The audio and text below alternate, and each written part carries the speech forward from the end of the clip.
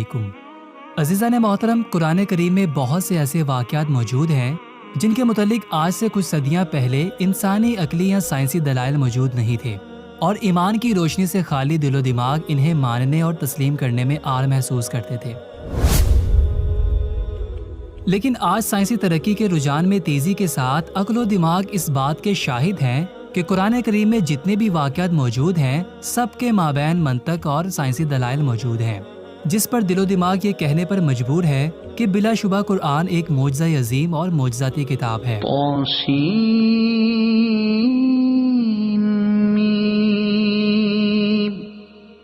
تلك آیات الکتاب المبین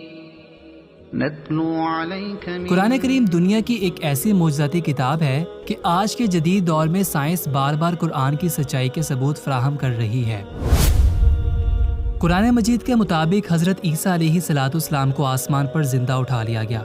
حضرت یونس علیہ السلام 40 دن تک مچھلی کے پیٹ میں زندہ رہے۔ اصحاب کہف اپنے کتے کے ساتھ ایک غار میں تقریباً 300 سال تک رہے اور پھر بیدار ہوئے۔ قرآن مجید نافرمان قوموں کی تباہی کے قصوں سے بڑا پڑا ہے۔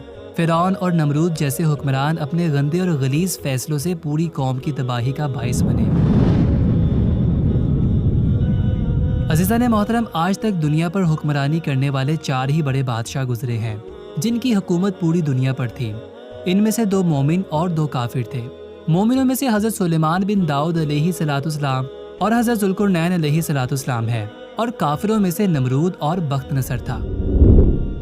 آج کی اس ویڈیو میں ہم آپ کو نمرود کے بارے میں بتائیں گے کہ وہ کب، کیسے اور کہاں پلا بڑھا، کیوں اس کی والدہ نے اس کو اپنا دودھ نہ پلایا، اور کیسے ایک بھیڑیا اس کو اپنا دودھ پلاتا رہا۔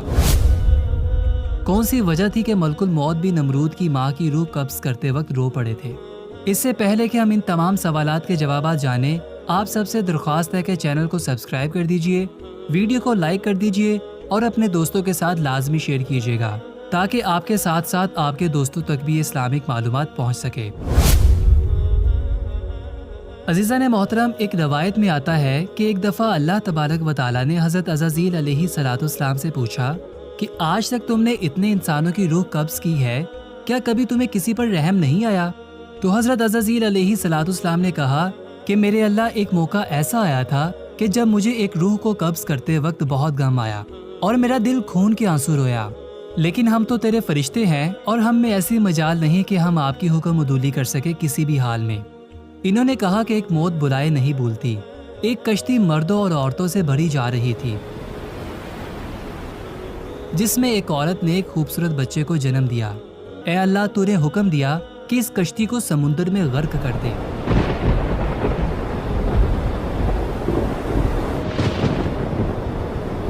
مجھے حکم ہوا کہ جس عورت نے بچے کو جنا ہے اس کو اور اس کے بچے کے علاوہ سب کی روح کو قبض کر لے۔ اے اللہ، میں نے سب کی روح کو قبض کر لیا۔ ساری کشتی ڈوب جانے کے بعد وہ عورت اپنے نئے پیدا ہونے والے بچے کے ساتھ ایک تختے پر بیٹھ گئی اور سمندری موجوں میں جھولنے لگی۔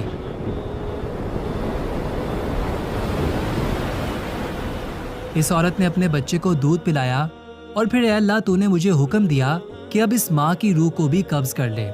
اے اللہ، تیرے سے تو کوئی بات پوشیدہ نہیں، تو خوب جانتا ہے۔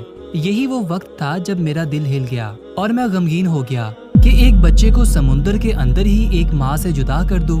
مجھے اس بچے کو اس ماں سے الگ کرنے میں جس قدر تکلیف پہنچی تھی کہ اب اس واقعے کو ایک مدت بیت چکی ہے، لیکن وہ بچہ برابر یاد آتا ہے۔ اس پر اللہ تعالیٰ نے فرمایا، کیا تو جانتا ہے کہ وہ بچہ اب کہاں پر ہے اور کس حال میں ہے؟ اے عزازیل، سن، جب تو نے ماں کی روح کو قبض کیا اور اس بچے کو تنہا چھوڑ دیا تو ہم نے سمندر کی ایک موج کو حکم دیا کہ اس بچے کو احتیاط سے ایک ویران جزیرے پر پہنچا دے۔ اس جزیرے پر ہر طرح کے درخت اگائے، صاف پانی کے چشموں کو بہا دیا، مختلف قسم کے پھلوں کو اگا دیا۔ اس بچے کو خوش کرنے کے لیے انتہائی خوبصورت اور دل نشین پرندے وہاں بھیجے۔ پرندے اور جانور اس بچے سے کھیلتے۔ ریت کے اندر اس کے لیے ایک خاص بستر تھا اور ایک بھیڑیے کی مادہ کو حکم دیا کہ وہ اس کو اپنا دودھ پلائے۔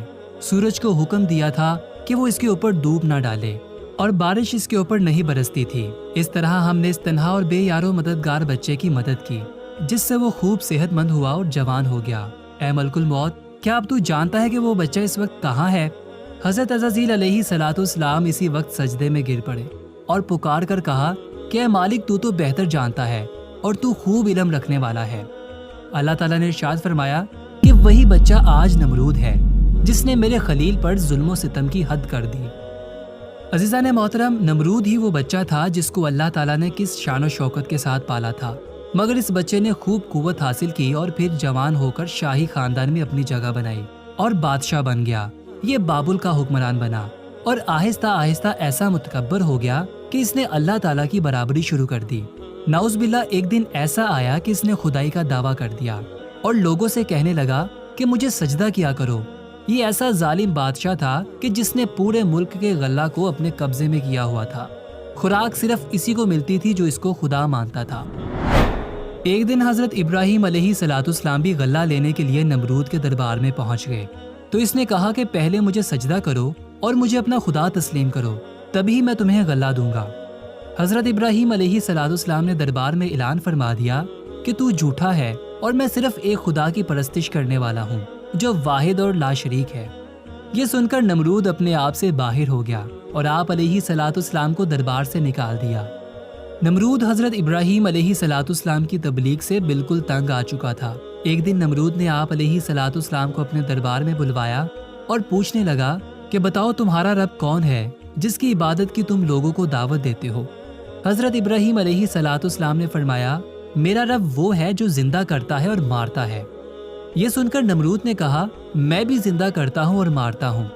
پھر حضرت ابراہیم علیہ صلاۃ والسلام نے کہا کہ میرا رب مشرق سے سورج نکالتا ہے، اگر تو اس پر قدرت رکھتا ہے تو مغرب سے نکال کر دکھا۔ اس مناظرے کو اللہ تعالیٰ نے اس طرح سے بیان فرمایا، اے محبوب، کیا تم نے نہ دیکھا تھا اسے جو حضرت ابراہیم علیہ صلاۃ والسلام سے جھگڑا اس کے رب کے بارے میں، اس پر کہ اللہ نے اسے بادشاہی دی، جبکہ حضرت ابراہیم علیہ صلاۃ والسلام نے کہا میرا رب وہ ہے جو جلاتا ہے اور مارتا ہے۔ بولا میں بھی جلاتا اور مارتا ہوں۔ ابراہیم علیہ صلاۃ والسلام نے فرمایا اللہ سورج مشرق سے نکالتا ہے، تو اس کو مغرب سے نکال کر دکھا۔ تو اس وقت ہوش اڑ گئے قافلے کے اور اللہ تبارک و تعالیٰ راہ نہیں دکھاتا ظالموں کو۔ خیر، اس پر حضرت ابراہیم علیہ صلاۃ والسلام کی تبلیغ کا بالکل بھی اثر نہ ہوا۔ الٹا اس نے اپنی فوج تیار کی اور کہا کہ تم اور تمہارا رب میرے مقابلے میں آؤ۔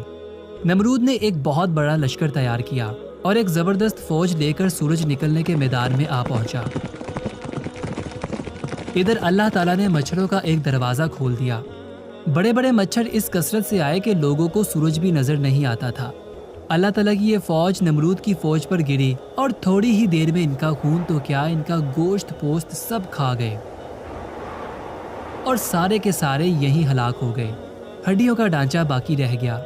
جس کے بعد اللہ تبارک و تعالیٰ کا کرنا یہ ہوا کہ ایک مچھر نمرود کے ناک کے راستے سے دماغ میں گھس گیا اور مغز کھانا شروع کر دیا۔ درد کی شدت سے نمرود پاگل ہونے لگا۔ دنیا بھر کے طبیب محل میں بلائے گئے لیکن اس کا کوئی بھی علاج نہ کر پایا۔ نمرود نے اعلان کروایا کہ جو بھی میری اس بیماری کا علاج کروائے گا میں اس کو اپنی آدھی سلطنت دے دوں گا۔ اس اعلان کے بعد بھی بہت سے لوگوں نے علاج کیا لیکن سبھی بے بس رہے۔ آخر اس نے اپنی تکلیف ختم کرنے کے لیے سر پر ڈنڈے لگوانا شروع کر دیے۔ خدا کی قدرت کے جب سر پر ڈنڈا لگتا تو مچھر کاٹنا بند کر دیتا اور جب ڈنڈا نہ پڑتا تو مچھر کاٹنا شروع کر دیتا۔ کیفیت یہ تھی کہ جو شخص نمرود کے سر پر زور سے تھپڑ لگاتا وہ اس کا ہمدرد کہلاتا۔ اسی طرح وقت گزرتا رہا اور نمرود ڈنڈے کھاتا رہا۔ بالآخر ایک دن نمرود ذلیل و خوار ہو کر مر گیا۔ عزیزان محترم، بے شک اللہ تعالیٰ ہی ہمارا خالق اور مالک اور رازق ہے۔ وہ جسے چاہتا ہے زندگی عطا کرتا ہے اور جسے چاہتا ہے موت عطا کرتا ہے۔ فکر کی بات یہ ہے کہ موت آنے سے پہلے پہلے ہمیں اپنی آخرت کا بہترین سامان اکٹھا کرنا چاہیے۔ آج کی ویڈیو کا وقت ختم ہوا۔ آپ سے ملاقات ہوگی انشاءاللہ پھر کبھی۔ تب تک کے لیے اجازت دیجیے۔ اللہ نگہبان، بامید دیدار۔